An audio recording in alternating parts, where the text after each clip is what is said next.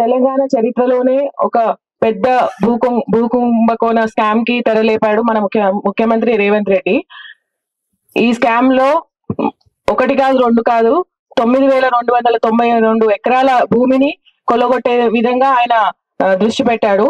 ఇదంతా కూడా 10,000 లక్షల కోట్ల విలువైన భూములు.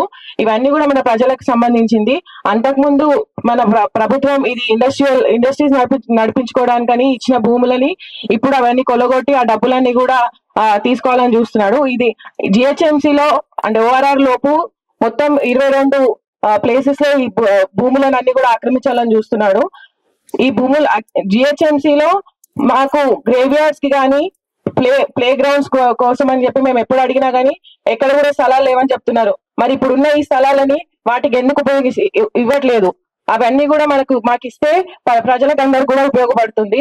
ఇంకా చాలా మంది కూడా డబుల్ బెడ్రూమ్ రాలేదు. మరి డబుల్ బెడ్రూమ్ కి ఇవన్నీ కూడా వాడొచ్చు కదా, ఎందుకు ఇవ్వట్లేదు? ఇట్లాంటివి ప్రజల కోసం పనిచేయాలి కానీ ముఖ్యమంత్రి ప్రజల కోసం ఆలోచించకుండా ఎప్పుడు డబ్బులు తీసుకుందామా, ఎక్కడ భూములు ఉన్నాయి, ఏవి ఎట్లా అమ్ముదామా అని చెప్పి చూస్తున్నాడు.